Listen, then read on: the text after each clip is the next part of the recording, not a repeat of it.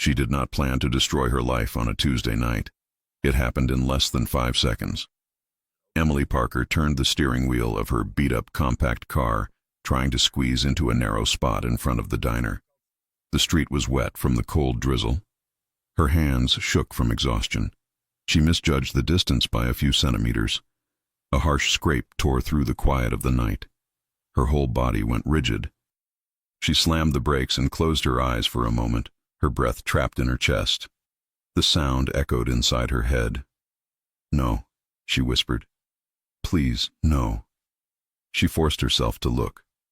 The car beside hers was not just any car. It was a low, black luxury sedan with tinted windows and polished chrome. Even under the weak street lights, it stood out in that working-class street. The sedan now had a long white scratch along the back door where her faded blue car had kissed the paint.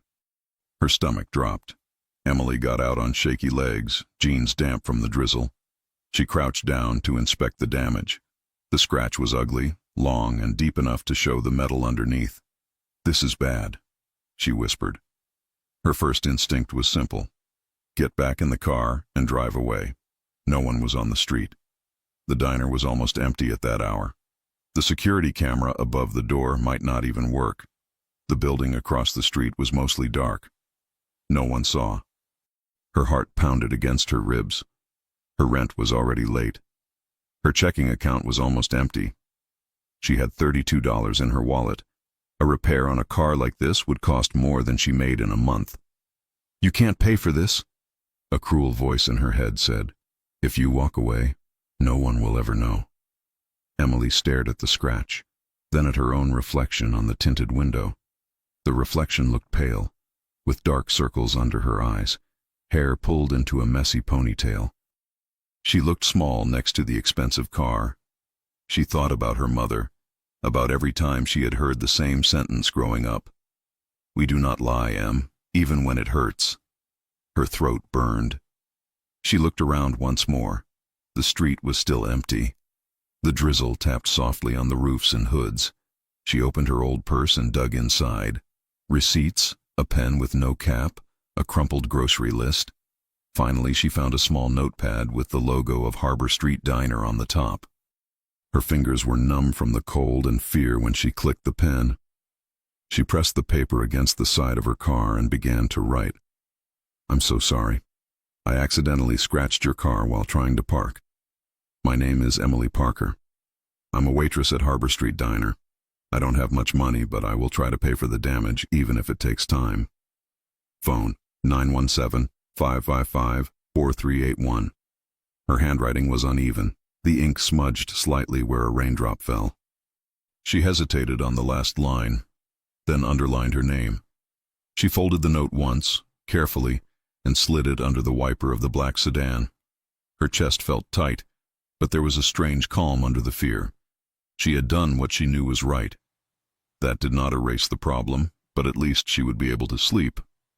Maybe.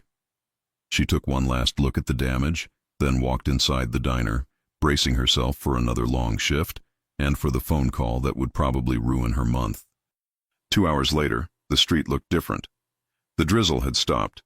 The wet pavement reflected the yellow streetlights. The diner sign buzzed softly. A black SUV rolled down the block and stopped behind the scratched sedan. Another car pulled up on the other side, blocking the view from the corner. 4 men stepped out first, all in dark coats, eyes scanning the street with sharp, practiced movements. One stayed near the SUV. 2 walked ahead. The last man opened the back door of the SUV. Luca Zanetti stepped onto the sidewalk. He adjusted the cuffs of his black shirt as he closed the door. The fabric stretched over strong forearms.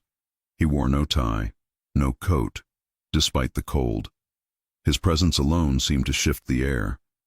His dark hair was cut short on the sides and a bit longer on top, slightly pushed back. His jaw was defined, with a short beard. His eyes, a dark hazel, moved slowly over the quiet street with a calm that made his men stand straighter. One of the men, Vince Hale, approached him. "We're clear." The meeting went smooth. "You want to head home?" Luca nodded once and walked toward the sedan. He stopped. His gaze moved from the hood, along the curve of the car, until it landed on the long white scratch across the rear door. The mark stood out harshly against the black paint. Vince swore under his breath. "You have got to be kidding me. Who did this? Do you want me to pull footage? We can—" Luca lifted a hand. He did not raise his voice. He did not curse. He simply studied the scratch for a moment, then reached for the folded piece of paper trapped under the wiper. He opened it. The handwriting was messy, the letters slightly crooked. The paper was damp at the edges, the ink a little blurred in one corner. He read the note twice. "Someone hit the car?" Another guard asked from the side. "You want us to find them?" Luca did not answer immediately. His eyes remained on the name, Emily Parker. Something about the note felt different. People did not do this. In his world, people ran. They lied. They begged. They did not stand in the cold rain writing apologies with their full name and working address. He looked up at the diner sign. Harbor Street Diner. The place was cheap, not his style.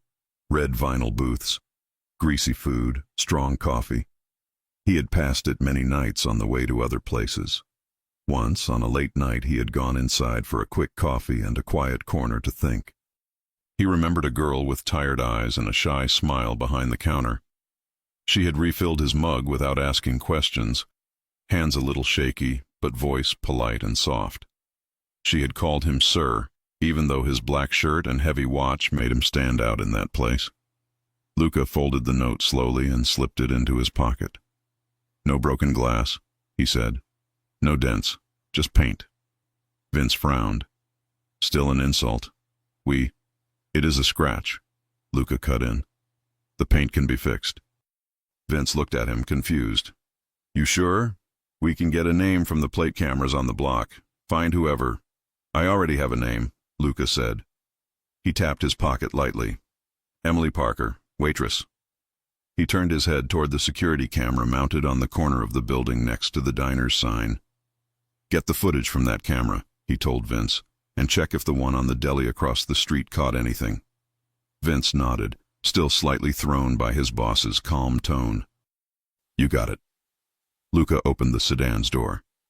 Before he got in, he looked once more at the scratch. He did not like people touching his things without permission. He did not like damage, even small damage. But what bothered him now was not the paint. It was the note that felt out of place in his world. A girl who could have walked away had chosen to write her name. He wanted to see her face again, not as a blurred memory from a late night in a cheap diner, but clearly in front of him. By 3 in the morning, the video was ready. They were in a private office above one of Luca's clubs, the music from the floor below only a faint thump through the thick door. One of his tech guys fast-forwarded through hours of footage until the black sedan appeared on the screen.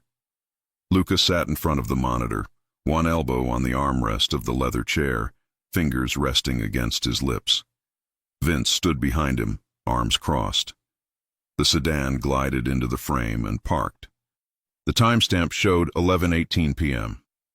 The street was quiet, a few cars passing now and then. A few minutes later, a small blue car pulled in behind the sedan. "Here we go," the tech guy said. The blue car tried to squeeze into the narrow space. There was a visible jolt on the screen as the bumpers connected. Emily's car stopped. They watched her get out. She wore jeans, a simple black t-shirt, and a light jacket. Her brown hair was tied back in a ponytail, a few strands stuck to her face from the drizzle. She looked young. Even in the grainy footage, the panic on her face was clear as she bent to inspect the damage. Vince snorted. "She looks like she wants to disappear." They watched her pace back and forth for a moment, fingers tangled in her hair. Her shoulders were tense. Twice she turned toward the driver's door of her own car, as if ready to leave. Twice she stopped. Then she dug into her bag, pulled out paper and a pen, and pressed the sheet against her car, writing. The drizzle hit her hair and shoulders as she wrote. She finished, walked over to the black sedan, and placed the note under the wiper with careful fingers. As she turned away, she looked at the scratch again and winced, almost as if it hurt her. She disappeared from the frame into the diner. The tech guy paused the video. Luca leaned back in his chair. He studied the frozen image of Emily's face when she turned toward the diner door. Her features were soft, with a small nose and full mouth. Her eyes looked darker in the footage, but he remembered them, warm brown, with a quiet sadness he had noticed once from across a room. "How much does she make in that place?" he asked quietly. Vince shrugged. "Minimum wage and tips. So not much." "Why?" Luca ignored the question. "Pull everything you can on her," he said. "Address, background, family. I want it clean and fast." "On a waitress who scratched your car?" Vince asked. Luca's gaze shifted to him. It was not angry. It was just steady enough to stop any more questions. "On Emily Parker," he said. Vince raised his hand slightly. "Okay, I'll get the file." When Vince left the room, Luca turned back to the screen. He pressed play again and watched the moment Emily slipped the note under the wiper. He reached into his pocket and opened the paper one more time, even though he knew every line by now. "I don't have much money, but I will try to pay for the damage, even if it takes time." People in his world never wrote things like that. They asked for favors. They offered deals. They hid until he found them. They did not promise effort. They promised excuses. There was no excuse in her note. Only fear and honesty. Luca folded the paper and closed his hand around it. He wanted to see what a girl like that would do when she realized who she was dealing with. Emily's alarm went off at 8 in the morning, and every part of her body wanted to ignore it. Her eyelids felt heavy. Her back ached from hours of walking around the diner. The small studio apartment was cold, the ceiling paint was cracked, and the window let in too much street noise. She rolled onto her back and stared at the water stain on the ceiling for a few seconds, trying to remember why her stomach felt so tight. Then she saw the scene again in her mind. The scratch, the note, the black sedan. "Oh, God," she whispered. No one had called her during the night. Her phone lay on the small table beside the bed, silent. Part of her hoped the owner would never call, that they would somehow forget. Another part of her knew that people who drove cars like that did not just forget damage like that. She finally dragged herself out of bed, showered quickly, and put on her uniform: black pants, white shirt, and a pale blue apron with the Harbor Street Diner logo on it. She tied her hair back, dabbed a little concealer under her eyes, and grabbed her bag. By 9, she was behind the counter, refilling sugar containers and aligning menus. "Morning, Em," the cook, Marcus Hill, called from the kitchen window. He was a tall man in his 40s with a shaved head and kind eyes. "You look like you fought a truck." She tried to smile. "Just a long night." "Any news from your landlord?" he asked. "About the leak?" "No," she answered. "But it's fine. I'll figure it out." He gave her a look that said he did not believe that, but he dropped it. The bell above the door rang as a couple of regulars walked in. Emily pasted on her work smile and grabbed her notepad. For a few hours, she almost forgot about the car. The steady rhythm of coffee pours, order slips, and clinking plates kept her mind busy. She moved between tables, refilled mugs, and listened to small talk. Around noon, while she wiped down a booth, Kayla Brooks slid into the seat across from her. Kayla was her friend and co-worker, with eyeliner always perfect and a laugh that carried across the room. "You look tense," Kayla said. "Like, super tense. What happened?" Emily glanced at the door, then at the counter. "I did something bad last night." Kayla's eyebrows shot up. "Bad like I won't tell my mom bad, or bad like I need a lawyer bad?" Emily told her in a low voice about the scratch, the car, and the note. Kayla stared at her. "You hit a luxury car and stayed to write a confession." "What else was I supposed to do?" Emily asked. "Drive away and pretend it was a dream," Kayla whispered. People who own cars like that have people. You know what I mean. You watch the news. Some of them are not exactly gentle." "I know," Emily said. "But if it was your car, would you want someone to drive away?" Kayla sighed and leaned back. "You and your conscience." "Okay, Saint. Maybe the guy is decent. Maybe he has insurance. Maybe he will feel sorry for you and just fix it." Emily looked at her hands. Or maybe he'll sue me and take everything I don't have. Could also be that, Kayla said, trying to sound light. Hey, at least if he shows up, I can check if he's hot before you cry. Emily rolled her eyes, but a small, nervous smile touched her lips. The bell above the door rang again. She did not look up at first. She placed the rag back in the bucket, straightened her apron, and reached for a menu. A low silence spread slowly through the room. Conversations faded. Emily felt the change before she saw it. It was the way Marcus stopped talking mid-sentence in the kitchen, the way Kayla's eyes widened as she looked past Emily's shoulder. "Em," Kayla whispered, her voice suddenly thin. "Don't freak out, but I think your car guy just arrived." Emily turned toward the door. 4 men had stepped inside. They wore dark clothes that looked expensive, not flashy. Their expressions were alert, scanning the room with the same attention Emily had seen in Cops on TV, but there was something different in their stance. More dangerous, more sure. Behind them, the man in charge walked in. He did not have to say a word. Everyone in the diner felt it. He was tall, with broad shoulders under a fitted black shirt, sleeves rolled to his forearms. His hair was dark, his beard trimmed close, his features strong and controlled. His eyes moved slowly from table to table until they landed on the counter. He looked at Emily. She froze. Her heart skipped a beat, then pounded so fast she felt lightheaded. She had seen attractive men before. She had served men in suits, men with watches that cost more than her car. But no one had ever walked into that diner with that kind of quiet authority. He did not look angry. He did not look impatient. He simply looked at her as if he had come there for one reason, and he had just found it.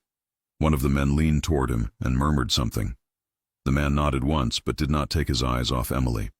She swallowed hard and realized her hands were gripping the menu so tightly her knuckles were white. "Em," Kayla whispered, "I think you should breathe." Emily forced air into her lungs. She did not know his name. She did not know that the note in his pocket still carried a faint smell of rain. She had no idea that the scratched sedan was one of many cars he owned. She only knew that the owner had just walked in. And for the first time since she wrote that note, she had a terrifying thought. Maybe the scratch on the car was not the worst mistake she made last night. Maybe the worst mistake was giving a man like that her name. The diner felt too small for a man like him. Emily stood frozen, the menu slipping slightly in her trembling hand. Luca Zanetti walked toward the counter with slow, steady steps.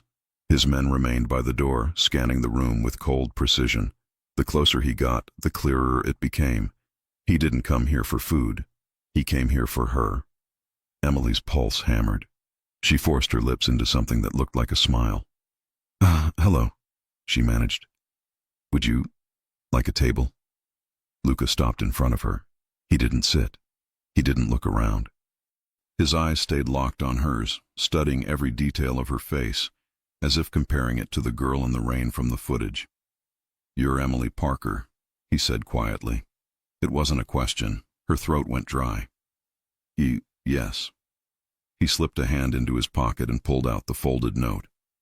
Emily's heart dropped to her shoes. When he unfolded it, she saw the smudged letters, the part where the ink had blurred from a raindrop. The note she had hoped he lost, or ignored. Luca placed it gently on the counter between them. "This is yours." Emily swallowed hard. I'm really sorry. I didn't mean to." "You scratched my car," he said, still calm, but with a weight that made the words press against her skin. "You left your name. Your number." His eyes narrowed slightly. "Not many people do that." "I didn't want to lie," she whispered. His gaze moved over her face, slow and deliberate, as if that answer said more about her than anything else could. "How much do you make here?" he asked. The question hit her like a slap. What? "Your job," he said plainly. "Your salary." Emily felt heat rush to her cheeks. "That's personal." "It's relevant." "To what?" Luca leaned slightly forward, placing both hands on the counter. His presence felt close, too close. "The scratch is deep," he said. "The paint job alone costs more than 2 months of your income." Emily's stomach twisted. She already knew the damage was expensive, but hearing it out loud made the air around her shrink. "I can pay," she said quickly. "Not all at once, maybe in small payments. I just need time." A man at a nearby table whispered, "She's dead," and his friend elbowed him to shut up. Luca didn't look away from Emily. "I don't want your money," he said. Emily blinked, confused. "But I scratched your car." "Yes," he replied, "and I'll handle the repair." Her jaw fell. "Why? I mean, what do you want?" For the first time, a small, almost unreadable expression crossed his face. Not a smile, something softer but distant. "I want you to work for me." Emily stepped back. "Work? For you?" He nodded. "Part-time, flexible hours, simple tasks. You help me at certain events and private meetings. You'll be compensated, and I'll consider your debt handled." She stared at him, speechless. His expression didn't change. "You said in the note you don't lie. So I assume you also don't break promises." Emily's voice came out small. "You want me as your assistant?" "For now." "What kind of events?" "Business dinners. Private lounges in the clubs I own. Occasional meetings." He said it as if it were normal, as if she lived in the same world he did. Emily took a shaky breath. "Mr. Zanetti." "Luca," he corrected. "Luca. I don't think I belong in places like that." "It's not a request," he said. "It's a solution." Emily's hands tightened on the edge of the counter. "And if I say no?" His answer was immediate and brutally honest. "Then you pay the repair in cash." I can't." "I know." Their eyes met.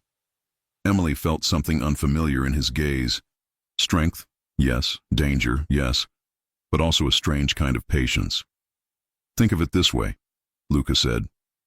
"You work for me. I forgive the damage. No interest, no threats, no trouble." He lowered his voice. "It's the safest option you have." A chill ran through her spine. Safest.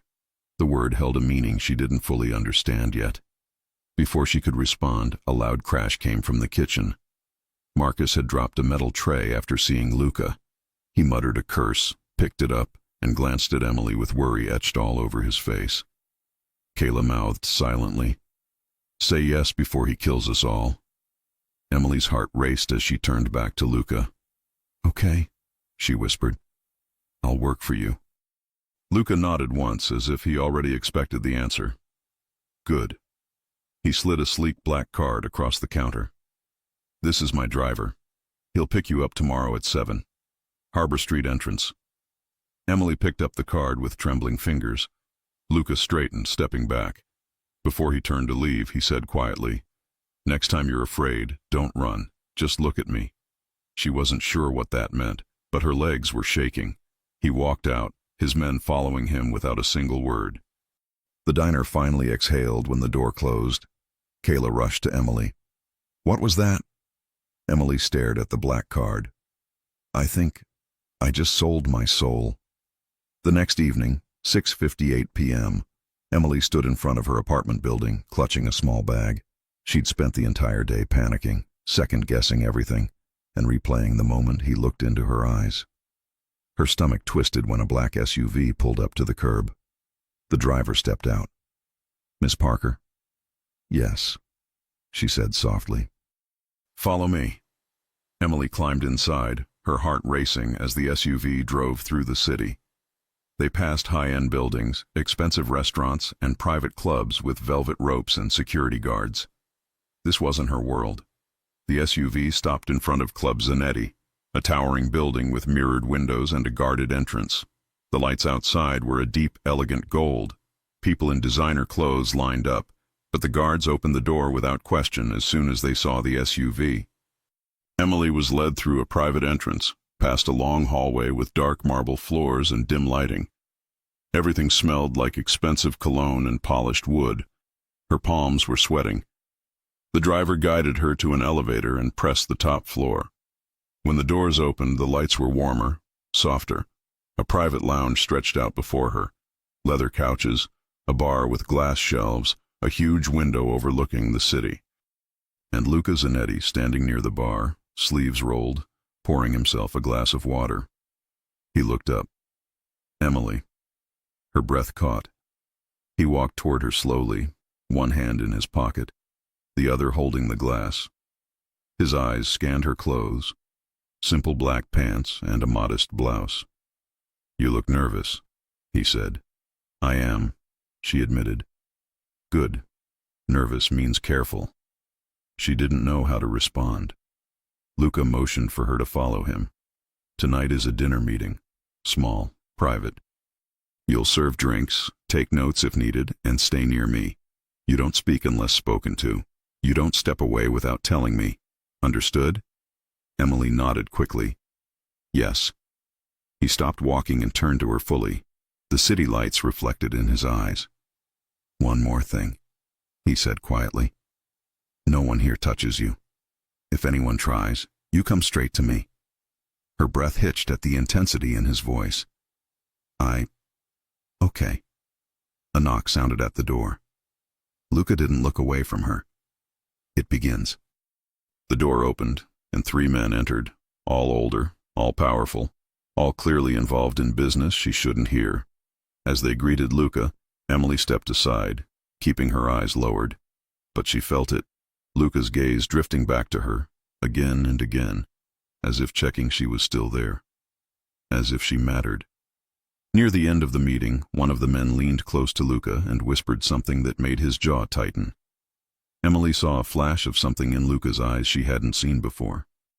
Danger. Real danger. Luca said nothing. He stood slowly, buttoning his shirt cuffs. The meeting ended abruptly. He walked to Emily, voice low. "We're leaving." "Why? Did I do something wrong?" "No," he said, "but someone knows you're working for me." Her blood ran cold. "Who?" Luca didn't blink. "Someone who shouldn't." Emily's breath caught. "What does that mean?" "It means," Luca said quietly, "your life just changed again." His tone told her something else. This time, the change wasn't her choice. The air inside the club elevator felt different tonight. Emily stood beside Luca, her back straight, heart pounding, trying not to let her fear show. The meeting had ended abruptly, and Luca hadn't spoken a single unnecessary word since he dismissed the guests. His expression was unreadable, sharper than usual. She finally found the courage to speak. "What did you mean when you said someone knows about me?" Luca didn't turn his head. "Exactly that. That doesn't explain anything," she whispered. He exhaled once, quietly. "Emily, in my world, attention can be more dangerous than bullets. Someone mentioned your name on a call. That's enough." Before she could press for details, the elevator doors opened. 2 of Luca's men were waiting in the hallway, alert, hands behind their backs, stance rigid. Vince Hale stepped forward. "Boss, we intercepted the call. It wasn't subtle." Luca's voice turned colder. "Who?" Vince glanced at Emily, then back at Luca. "Adrian Cole." Emily winced, even though she didn't know the name. She could tell, instantly, that it wasn't someone you wanted asking questions about you. "What did he say?" Luca asked. "He asked why you suddenly care about a waitress," Vince said. "Why she was at the club. Why she was in your office. He wants details." Emily's stomach twisted. Why would he care about me? I'm nobody. Luca finally turned to her. His eyes were steady but tense. "Adrian doesn't care about who you are. He cares about who you're connected to."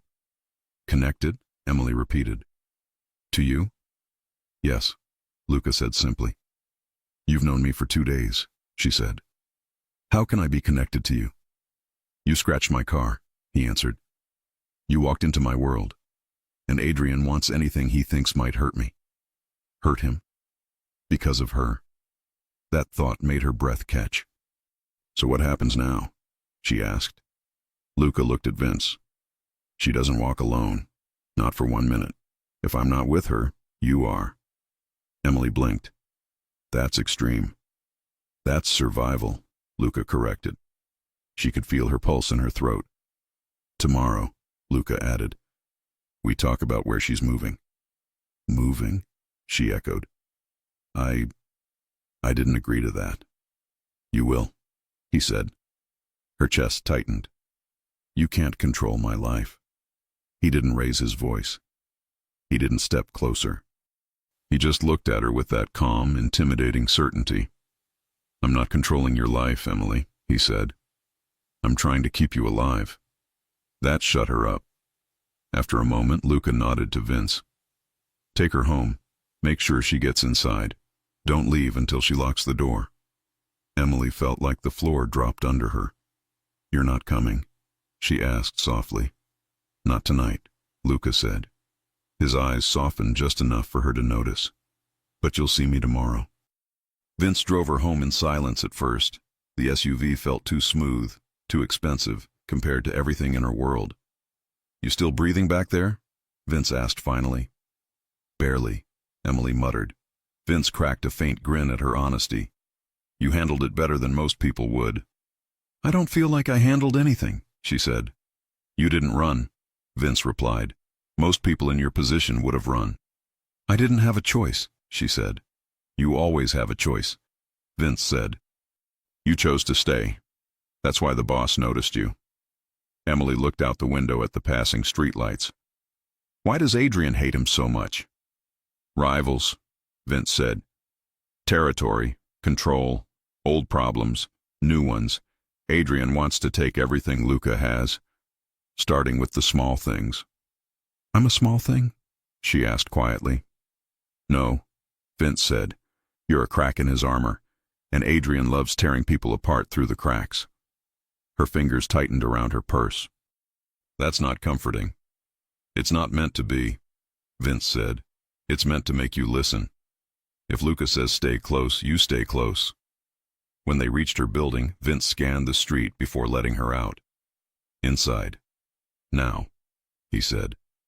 Emily hurried up the stairs, unlocked her door, closed it, locked the deadbolt, then the chain. She texted him. Emily, inside, locked. Vince, good, bed. Tomorrow will be a long day. Emily didn't sleep much. Every sound outside made her jump.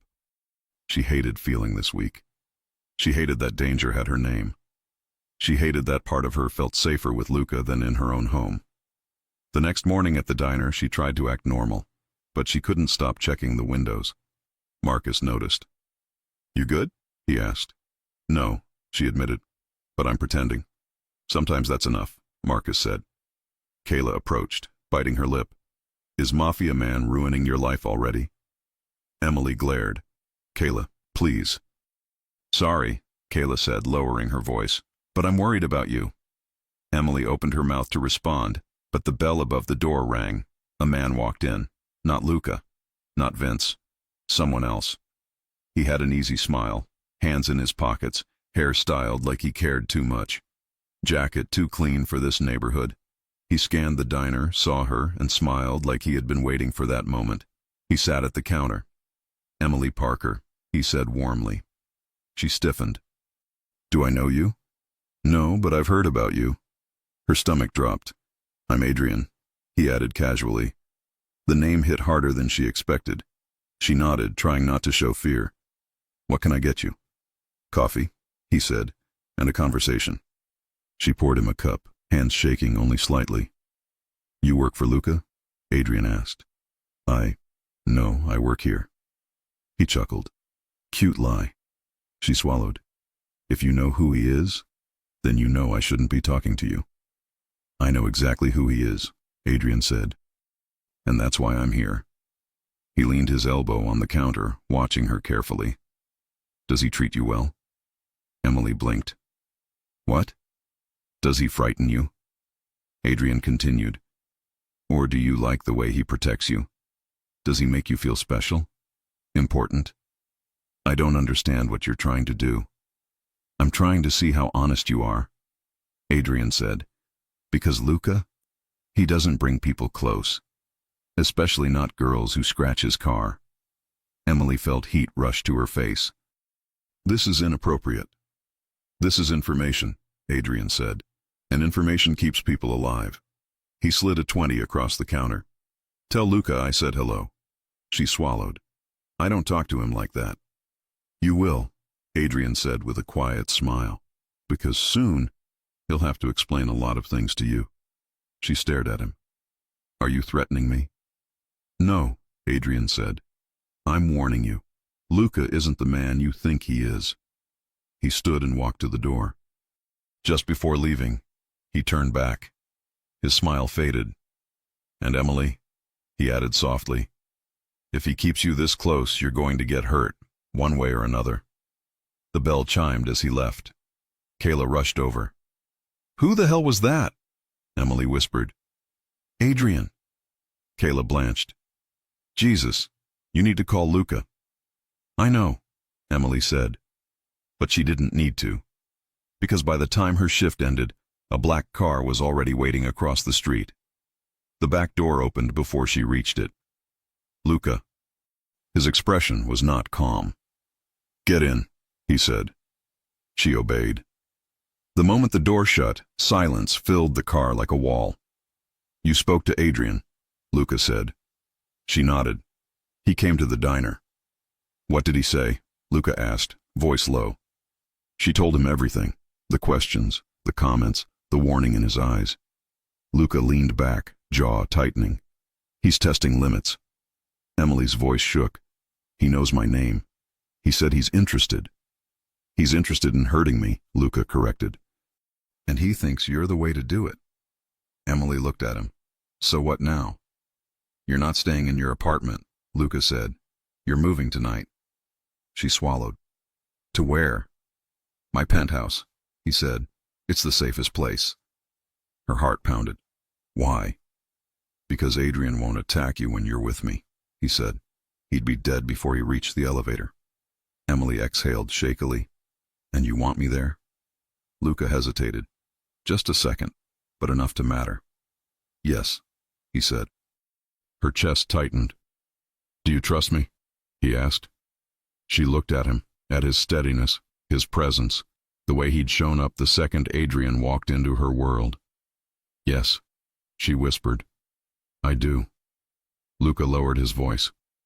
Then pack your things, he said. You're coming home with me. Emily's breath caught. His home, his world, his protection, and she wasn't ready for how much she wanted to say yes. Emily had never seen the city from so high. The elevator doors opened, and she stepped into Luca's penthouse.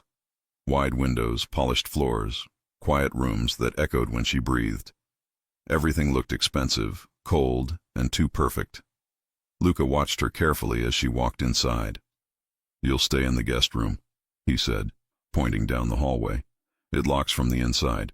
No one comes up here except my men and the housekeeper. You'll be safe. Safe. The word meant something different now. Emily placed her small duffel bag on the floor. It looked ridiculous in a place like this. Luca approached, stopping a few steps away, giving her space. You can relax, he said. She shook her head. I don't know how to relax anymore. He studied her expression. You will. Emily walked toward the windows, hugging her arms around her chest. The city stretched below them, lights twinkling like a carpet. This doesn't feel real, she whispered. It will, Luca said. People get used to anything. She turned to him. Do you want me to get used to this? His jaw tightened slightly. I want you to stay alive. Emily nodded, even though her heartbeat was chaotic. She looked around again, searching for something normal, anything human. You live here alone? She asked. He nodded. Most nights, yes. The others stay on lower floors. And, what do you want me to do here?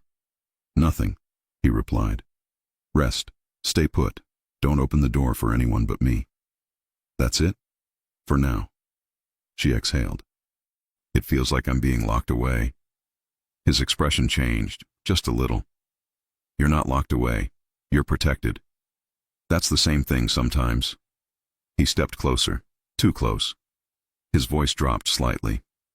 Emily, you're not here as a prisoner. You're here because Adrian saw something he wants to use. I'm not giving him the chance.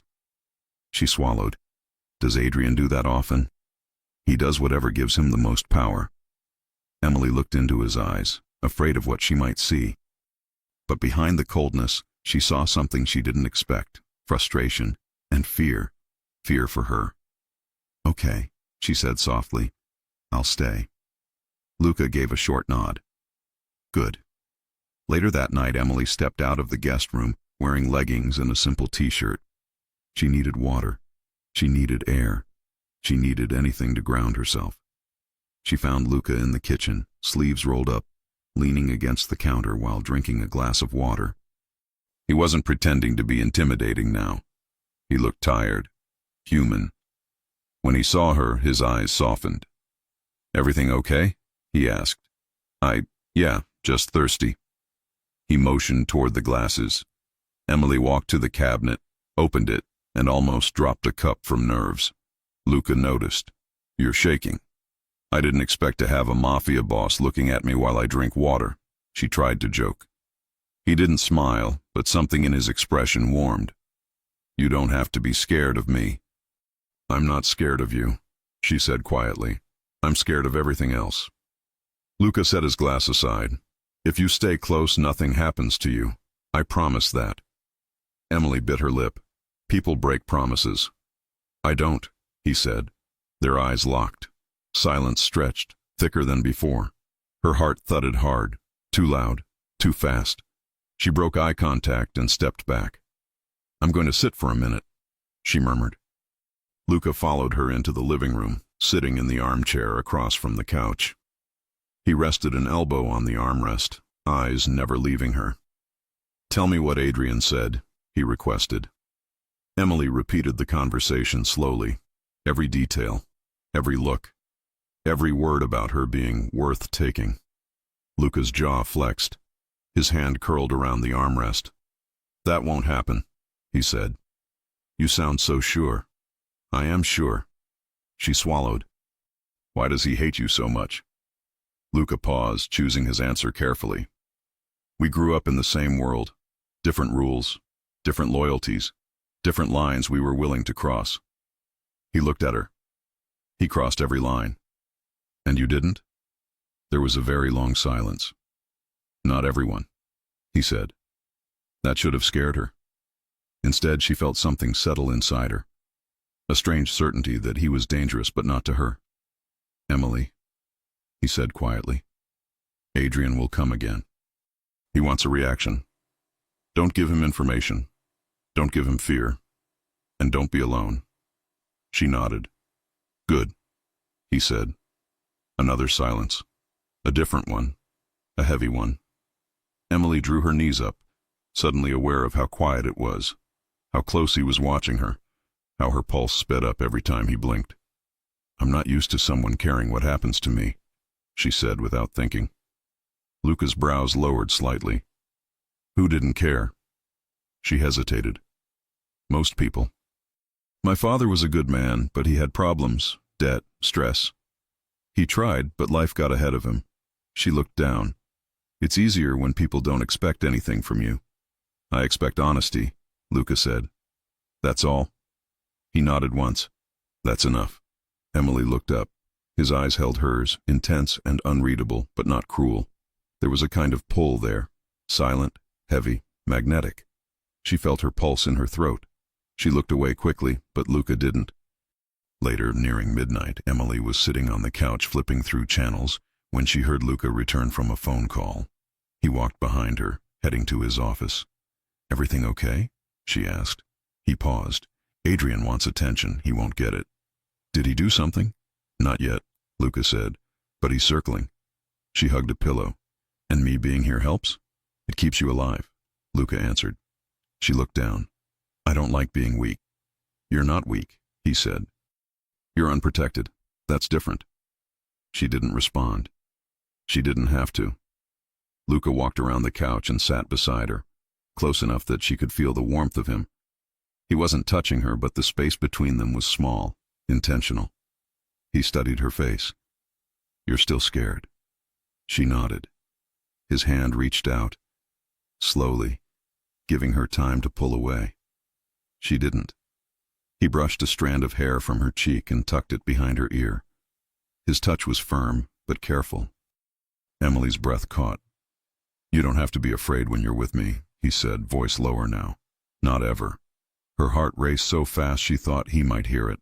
Her gaze dropped to his mouth for half a second before she caught herself. Luca noticed. He moved closer, just an inch, but it felt like more. Her lips parted, his eyes lowered only slightly to her mouth. The air between them tightened. Then his phone rang.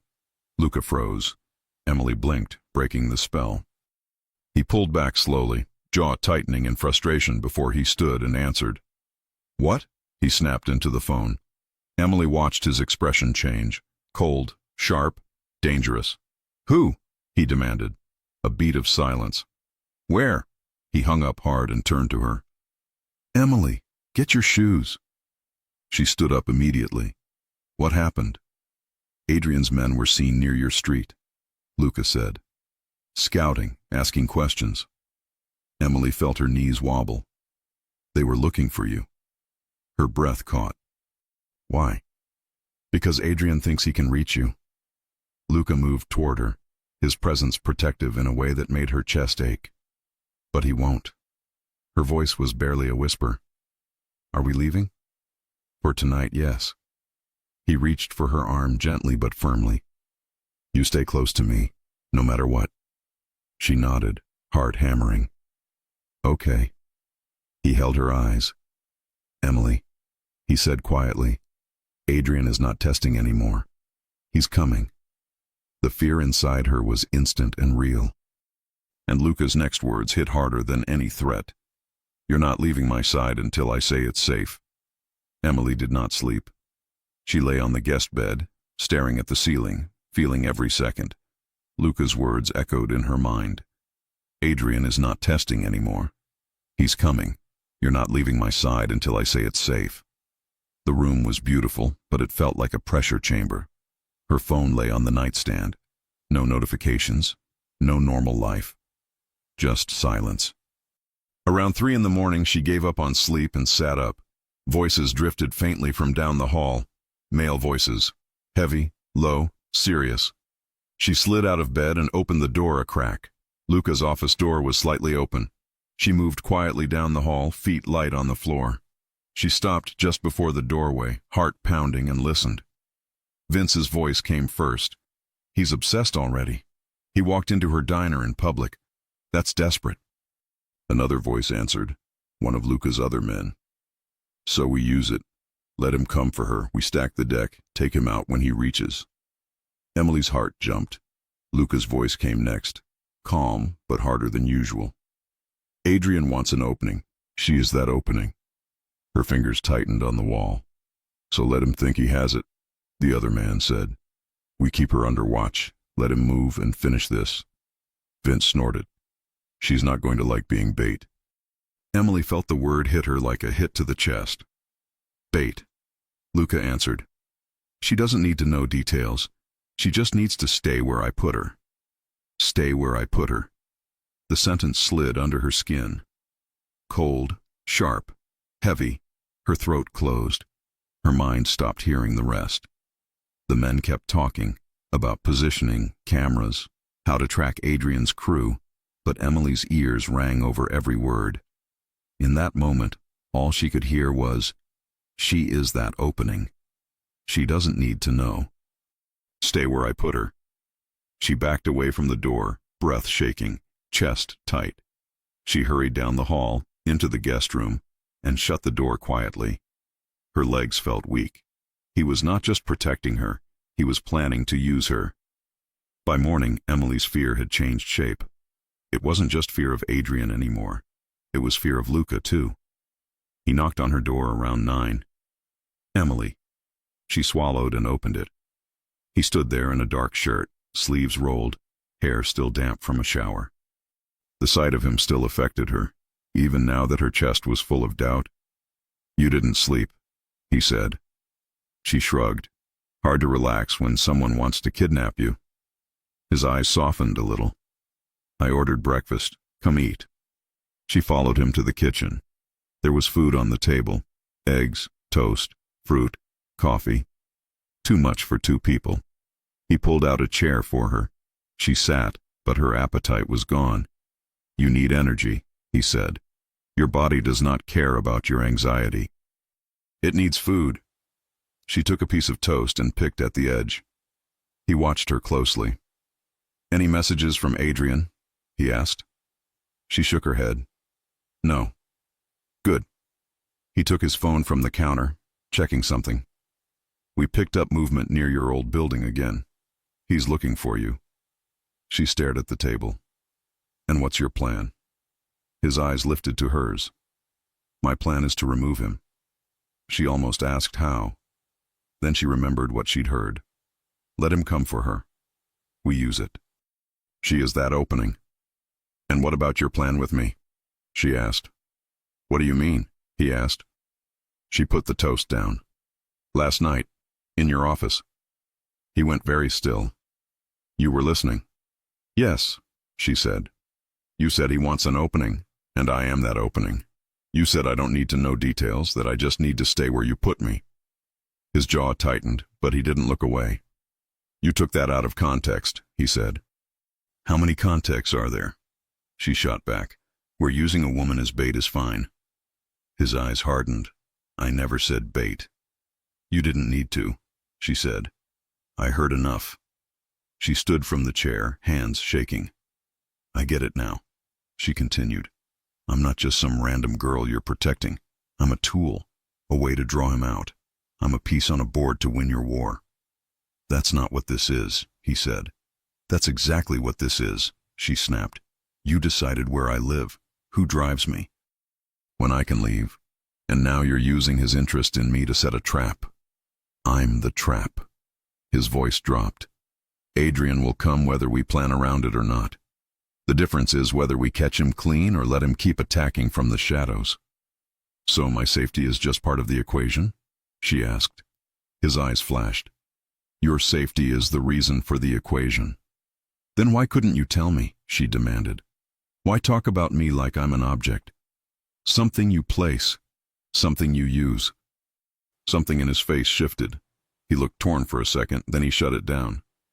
Because if you know every detail, Lucas said, you'll think you can make choices. You'll try to sacrifice yourself. You'll decide you know better than the people who handle this for a living. So you do want control, she said bitterly. Over me, over how I feel, over what I know. I want you alive, he snapped. You think I enjoy any of this? You think I like that he said your name? I do not. But I am dealing with reality, not with feelings. Her chest hurt. My feelings are reality too. For a second, silence stretched between them. A long, harsh silence. Would you rather I let him roam free? He asked. Follow you. Watch you. Wait outside this building? You want that? I want a choice, she said quietly.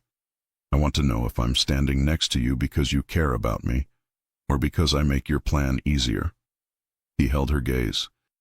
His eyes were dark, intense, full of things she couldn't separate. Both, he said at last. The answer cut deeper than if he had lied. She stepped back. Thank you for the honesty. Emily, I can't stay here, she said. Not like this. Not without trusting your reasons. I can't breathe in this place anymore. His expression changed, real alarm breaking through. You're safer here than anywhere else, he said. Leaving is not an option. It's my life, she answered. You don't own it.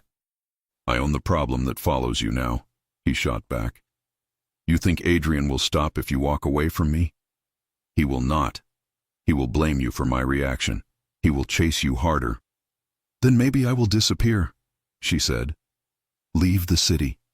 Go somewhere he doesn't care about. His voice hardened. You won't make it far enough. He has people everywhere. So do I. This is not a bus ticket problem. Her eyes burned. She hated that he sounded right. She hated that he had a point. She hated that his point felt like a cage. I need space, she whispered. He stepped toward her. There is no space in this situation. There is close to me, and there is dead. The words were harsh, final, too final. Tears stung her eyes, but she refused to let them fall. Then I guess we see which one I end up being, she whispered. She turned away before he could answer and walked down the hall fast into the guest room, closing the door behind her. He didn't follow. Emily threw clothes into her bag with shaking hands. She knew it was reckless. She knew it was stupid. She knew every word he'd said about danger was real. But every second in that penthouse now felt wrong. She couldn't stay with a man who saw her as part of a strategy. Even if he also cared. Even if he had almost kissed her. Even if he made her feel protected in a way no one ever had. She needed air. She needed her life back, even if it was small and messy and dangerous. She grabbed her phone. No messages. She found Kayla's contact and typed fast. If I disappear for a few days, don't freak out. I'll explain later. Just be careful at work. Don't talk to strangers about me. She hesitated, then deleted the first line. She didn't want anyone dragged into this.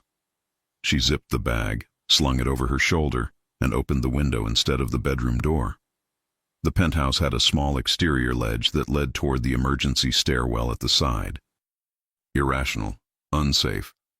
But Luca's men watched the hallways and elevators, not windows. She climbed out carefully, heart pounding so loud it hurt. Cold air hit her face. The ledge was wide enough to walk on, but not comfortably. She forced her body forward step by step, gripping the wall. After a short distance, she reached the side access to the emergency stairs. The metal door was heavy, but not locked from the inside. She slipped in, breathing fast. Down, down, down.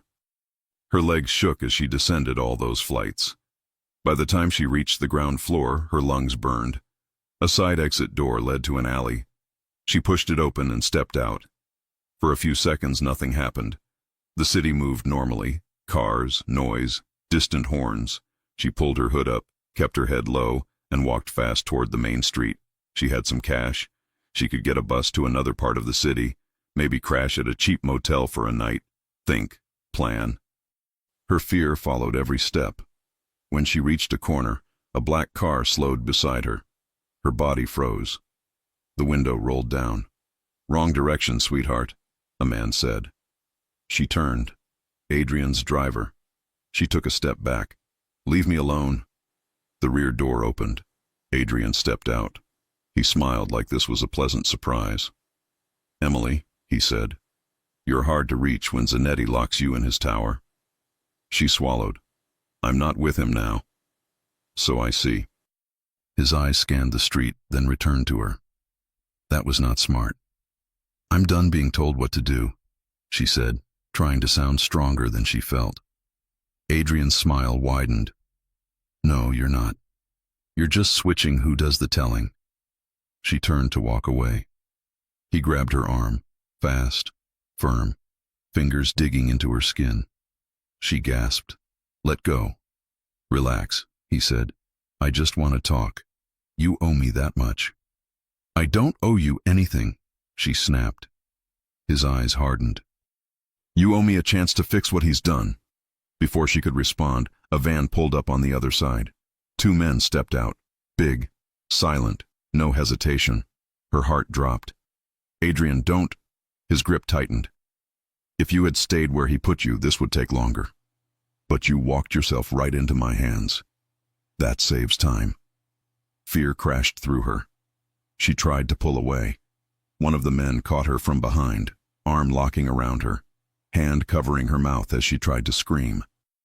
Adrian stepped closer, voice low near her ear. "Luca thinks he can use you to win," he said. "He forgot I can play the same game." She fought, nails digging into skin, kicks wild and desperate. The men lifted her like she weighed nothing and forced her toward the van. The last thing she saw before they shoved her inside was the sky above the buildings, then darkness. A bag covered her head. Rough hands tied her wrists. The van door slammed. The engine roared. Her heart pounded so hard she thought her ribs might crack. She tried to scream, but the sound came out muffled against the fabric and the hand over her mouth. She had wanted to make her own choice. Now Adrian had made it for her. Luca did not realize she was gone right away. He stood alone in the kitchen, staring at the empty doorway where she had walked away from him. Her last words replayed in his mind. "I want to know if I'm standing next to you because you care, or because I make your plan easier? Both. He swore under his breath. He gave her 30 minutes to calm down, to think, to knock on his door and yell at him again.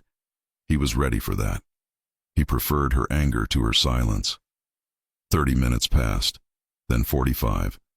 The quiet in the penthouse shifted from normal to wrong. He walked down the hall and knocked on her door. Emily. No answer. Emily, he repeated, voice firmer. Open the door. Nothing. He tried the handle. The room was empty. The bag was gone. The window was open. A sharp, cold wave ran through him. He crossed the room in 3 long strides and leaned out the window, the ledge, the side of the building. He understood instantly. She climbed out, he said, voice grim. Vince burst into the room a minute later. What happened? She left, Luca said. She went down the emergency stairs. Vince swore. We'll check the cameras. They reviewed the footage in the security room. There she was, small, fast, moving down the stairwell alone. Leaving through the alley exit, turning right. Then another camera. A van. A man stepping out. Adrian's driver. Luca's chest tightened. His hands curled into fists. Pull the street audio, he ordered. The techs tried, but there was too much noise. No clear words. Just the sight of Adrian stepping out, smiling, grabbing her arm. Then the van. Then the door closing. Then nothing. Vince looked at Luca. He has her. Luca's jaw worked. For a second his control cracked. His fist slammed into the metal console so hard the tech flinched. This is on me, he said, voice low and lethal. I pushed her. I didn't tell her enough. I made her feel like a pawn. Vince didn't argue. Luca straightened, face hardening into something worse than anger. Find the van, he said. Every camera, every intersection. I want to know where he took her. And when we do? Vince asked. Luca's eyes were ice. Then, he said, we take her back. He turned and strode out of the room, already making calls. His voice was steady, but his steps were sharper, faster. Adrian had taken a piece of his world. He was going to get it back, no matter what it cost. Emily felt every turn of the van in her body. The bag over her head smelled like dust and oil. Her wrists burned from the rope. Her shoulders ached from how they had thrown her. She could hear male voices, muted, calm, talking about directions and streets. No one sounded nervous. They drove for a long time. City sounds faded, replaced by rougher road, fewer cars. When the van finally stopped, her heart stopped with it. The door slid open. Hands grabbed her again, pulling her out. Gravel crunched under their boots. The air smelled different. Old wood. Oil. Something burnt. The bag was yanked off her head. Blinking in the harsh light, Emily saw a large warehouse, mostly empty, with metal beams and broken windows. Men stood near the walls, armed, and Adrian, standing in the center, hands in his pockets, smile lazy. Welcome, he said. Now we can talk properly. Emily glared at him, chest heaving. You're insane. Maybe, he said, but I'm honest about it. He motioned for the men to untie her wrists. They did, but stayed close. She rubbed her skin, feeling the sore marks. You ran from him, Adrian said. That means you're smarter than I thought. I didn't run to you, she snapped. He shrugged. You didn't have to. He let you walk out. That's his mistake. I'm just correcting it. You won't get away with this, she said. Adrian's eyes gleamed. You really think that? You really think he's untouchable? She held his stare. He's coming for me. I hope so, Adrian said softly. That is the point. Her stomach dropped. You took me to draw him out, she said. Yes, he answered easily. Just like he was planning to let me try for you under his rules. Difference is, I was faster. Her chest tightened. You're using me too. You're a pressure point, Adrian said. The difference between us is that I admit it. He walked closer, his voice lower now. Did he tell you the rest? Adrian asked. Or did he only tell you what makes him look good? I don't want your version, she said. I don't trust you. That's smart, he said. But you deserve the full story. She shook her head. I don't care about your mafia drama. You should, he said. Because your father was part of it. Her body went cold. No, he wasn't. Debts, Adrian said. Bad choices. Men with orders, your building, your door, your family. She swallowed. You're lying. Ask Luca, Adrian said. Ask him what he did or didn't do when his men went to collect from a man named Parker. His eyes sharpened. Ask him why he remembers you. Ask him why he stared at that camera footage like he'd seen a ghost. Emily's heart pounded. She had never told Adrian her last name. He knew it. Why are you telling me this? She asked. Because I want you to look at him differently when he walks in here, Adrian said. I want you to see all of him, not just the version who poured you coffee and offered you a room. And what do you want from me? She whispered. He smiled. I want you to hurt when he does, Adrian said. That's how you break men like him. He stepped back, nodding to his men. Put her in the office. No one touches her, not unless I say so. I'm not done yet. 2 men grabbed her arms and pulled her toward a small side room with a metal door and barred window. They shoved her inside and closed the door. The lock clicked. Emily slid down the wall, breathing fast, head spinning. Luca had a history with her family. Adrian knew it. Luca had planned to use her to smoke Adrian out. Adrian had beaten him at his own game. She wrapped her arms around herself and shut her eyes. Somewhere out there, Luca was watching cameras, tracking roads, making calls. She did not know if he was coming for her because he cared or because he had to. All she knew was that Adrian was right about one thing. When Luca walked through that door, nothing between them would be the same. Luca didn't remember leaving the building. One moment he was staring at the gray monitor replaying Emily being shoved into Adrian's van. The next, he was in his car, punching the dashboard hard enough to split the skin on his knuckles. Track the van, he ordered. Every camera, every intersection. I want the route 5 minutes ago. Vince nodded sharply. On it. Luca wiped the blood from his hand and grabbed his phone. Rico, he snapped. Get the team ready. Guns, vests, cars. We're going in heavy. He didn't wait for an answer. He called another contact.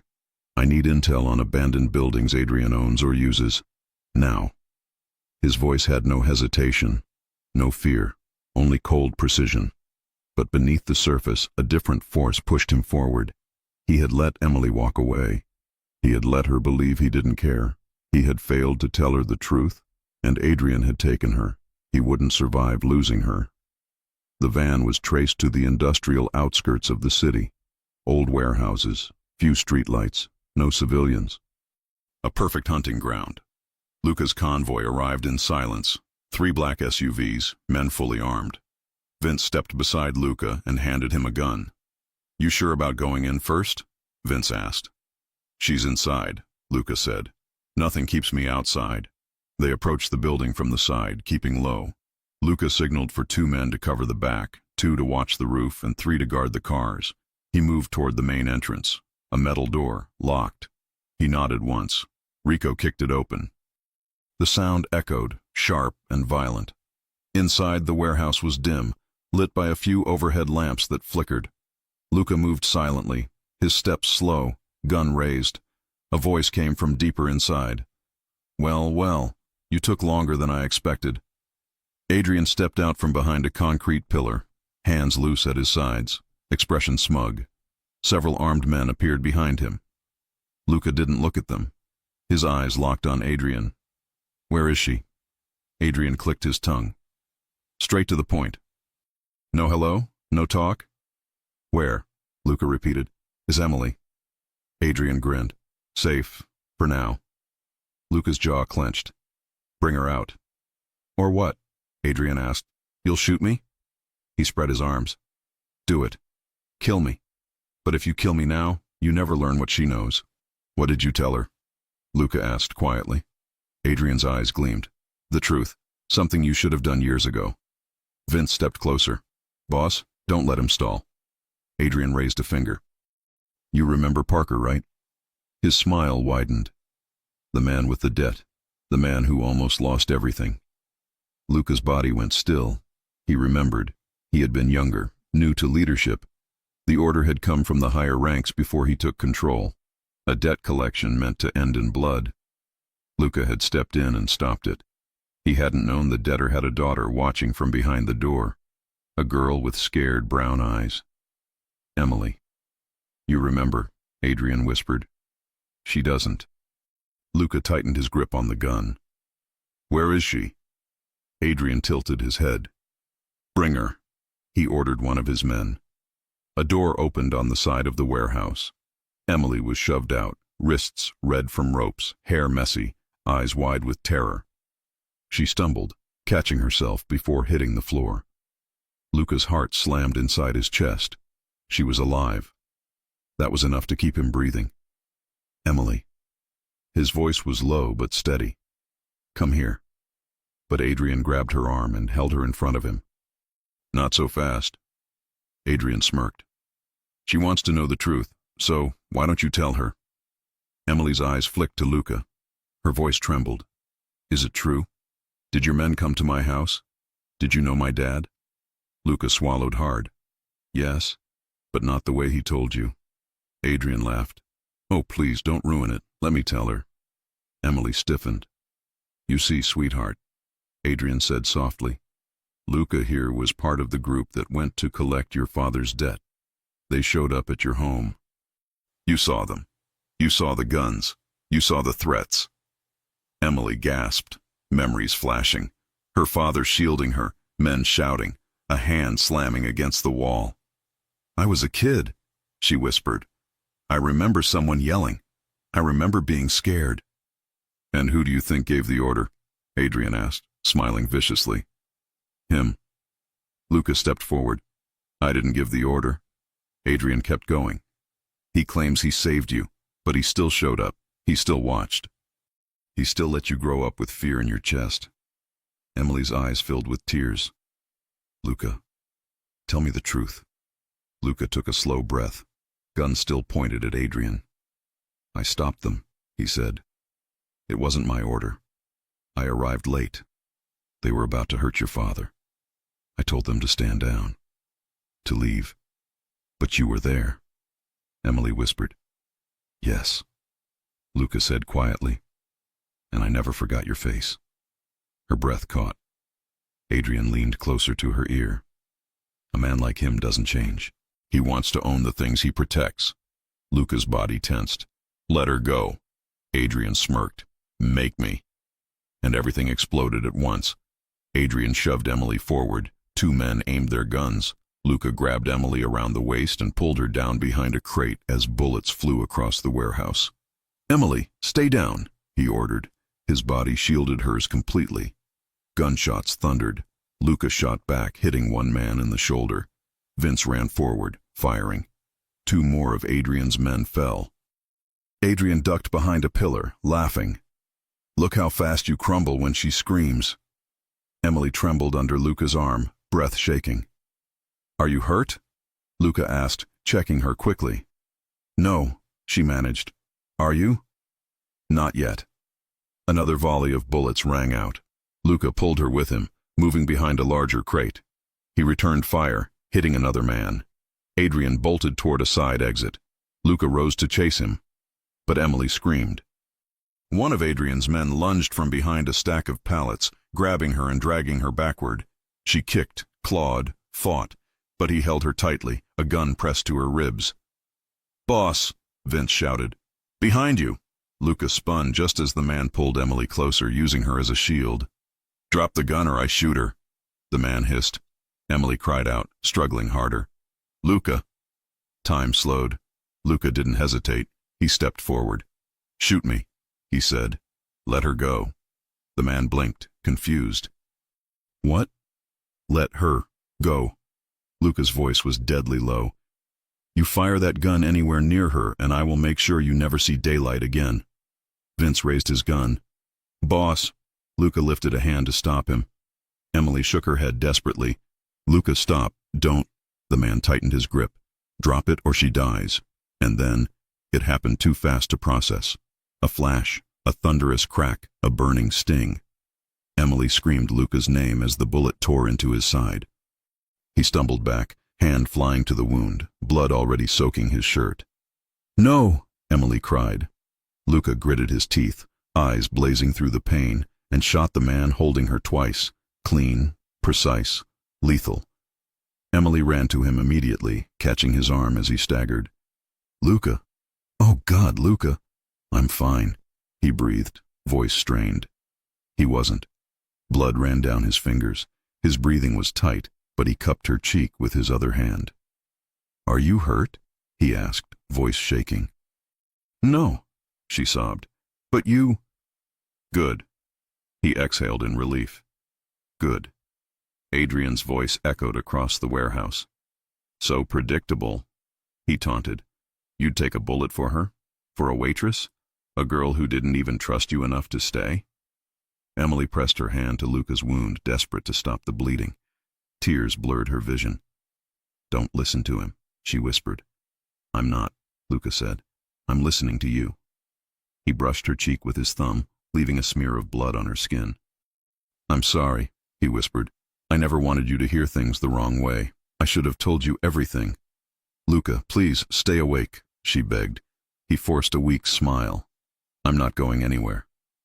Adrian fired another shot from the far end. Vince returned fire, forcing him to retreat toward the exit. Luca tried to stand. Emily grabbed him. "You can't." He forced himself up anyway, leaning on her. "I'm getting you out," he said, voice raw. "Luca, we're leaving," he insisted. "I'm not letting him touch you again." They moved slowly, painfully. Vince covered them, shooting down the last of Adrian's men. Adrian's footsteps echoed as he fled through a side door. "We'll get him," Vince said. "But we need to get the boss out first." Luca's legs weakened. Emily tightened her grip, tears streaking down her face. "Don't you dare pass out," she begged. "Don't you dare."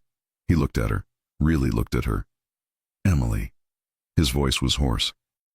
"If I don't make it—" "No," she said fiercely. "Don't say that."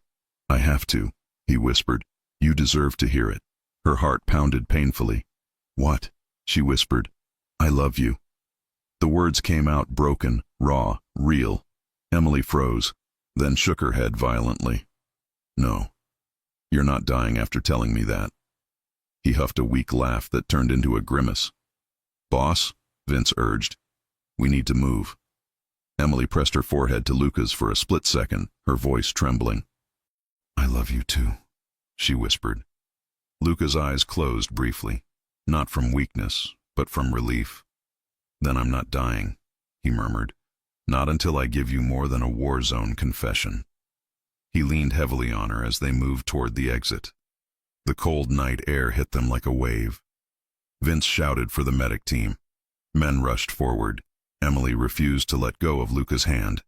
He looked at her again, breathing hard, blood soaking through his shirt. "Stay with me," she begged.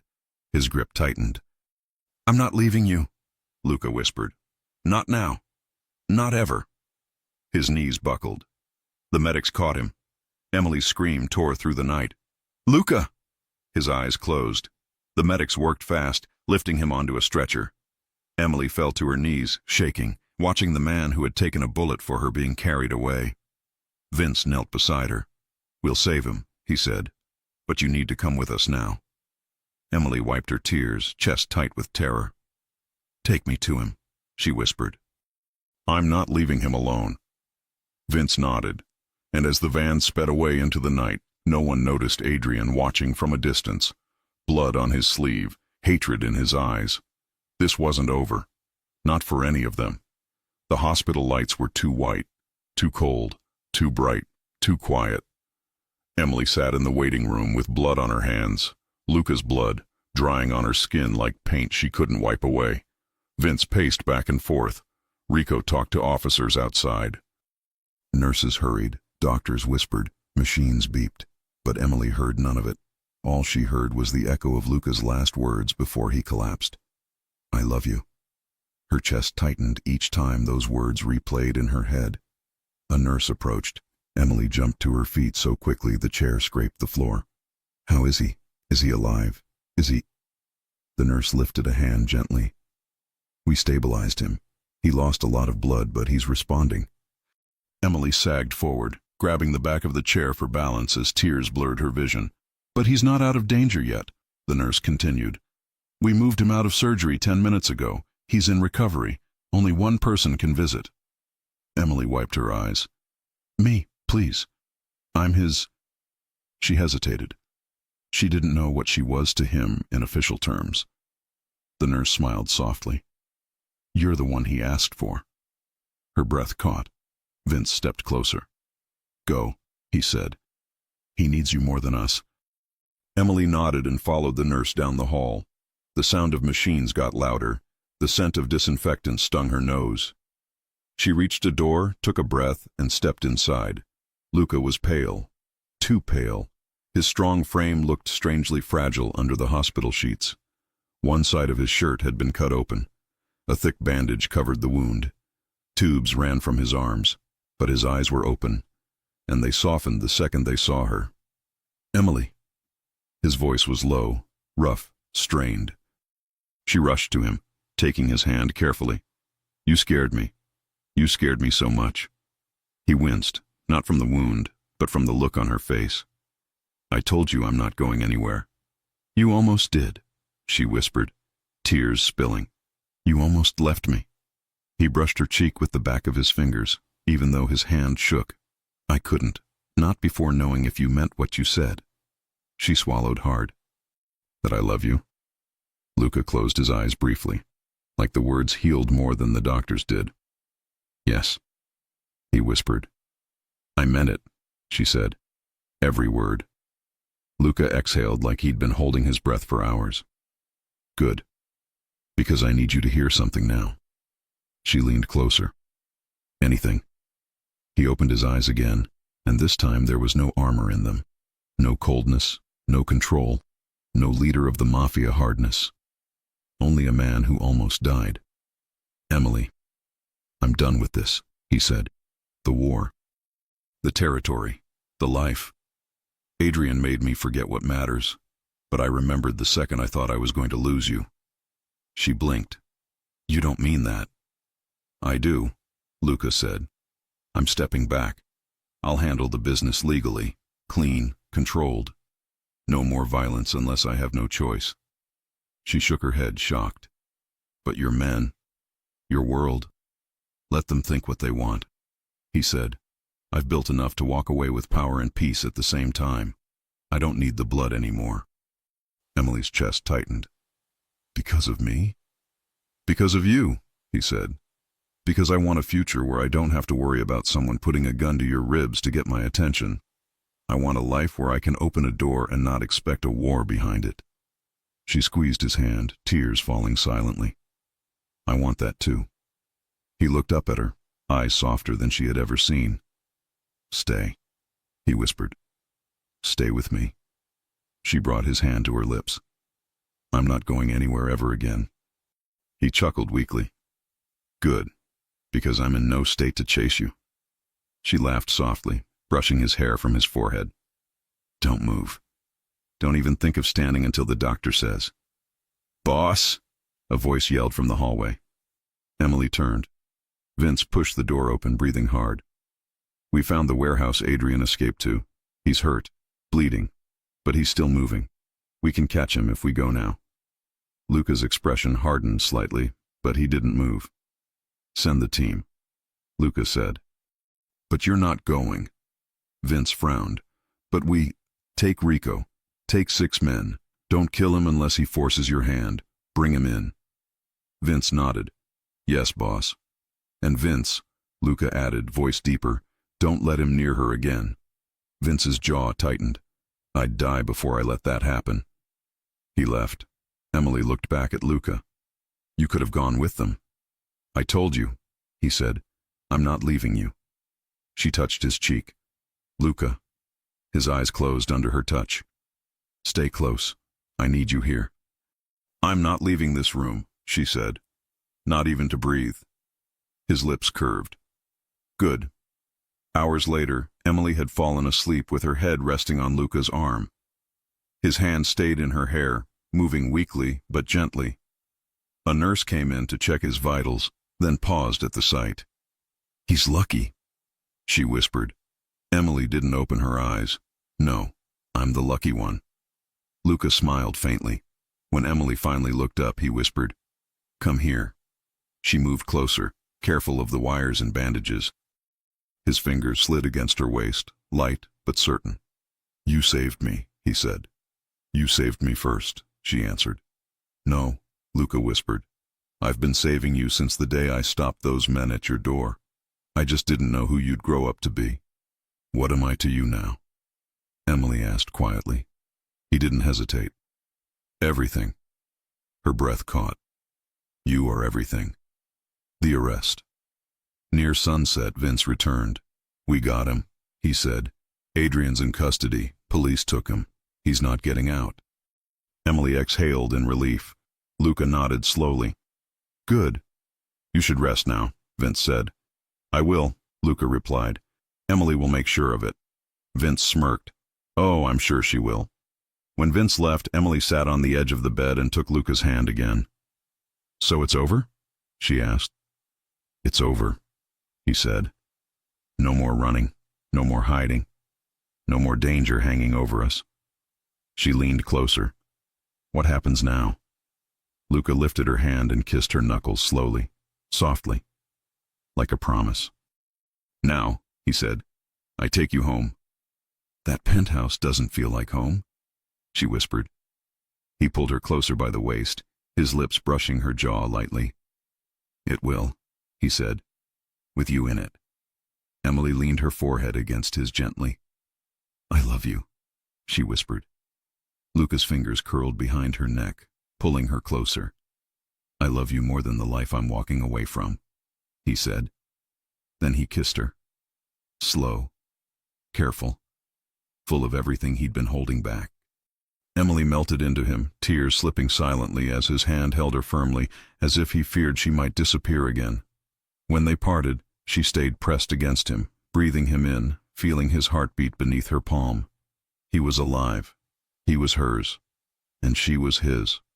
6 months later, Emily placed a fresh cup of coffee on the counter of the same diner where everything had begun. The owner smiled. "You sure you don't want your job back permanently?" Emily laughed. "I have a better offer now." A familiar deep voice spoke behind her. "Much better." She turned. Luca stood there, healthier than ever, scar healed. No suit today, just jeans and a t-shirt. He wrapped an arm around her waist and kissed her temple. "Ready to go?" he asked softly. She nodded. "Always." They walked out hand in hand. The black SUV waited outside, but now it felt like normal life. Not danger. "Where to?" she asked. "Home," he said. "To the penthouse?" "No," he said, brushing a kiss onto her cheek. "To the house we picked together this morning." Her heart jumped. "Luca, no more cold towers," he said. "A real home. For us." Emily leaned her head on his shoulder. "What about the danger?" she whispered. He kissed the top of her head. What danger? And for the first time, she believed it. She had walked into his world by mistake. But she stayed because he would burn entire cities before letting anything happen to her. Emily Parker never expected to fall in love with a mafia boss. But she did, and Luca Zanetti never expected to walk away from power. But he did, for her. If you enjoy stories like this, take a moment to subscribe to the channel. That's how I'll know you truly liked it. Even if you're watching on your TV, grab a second to join this family of fans who love emotional and heartfelt stories. Your support means everything, and it helps us bring you even more tales like this one.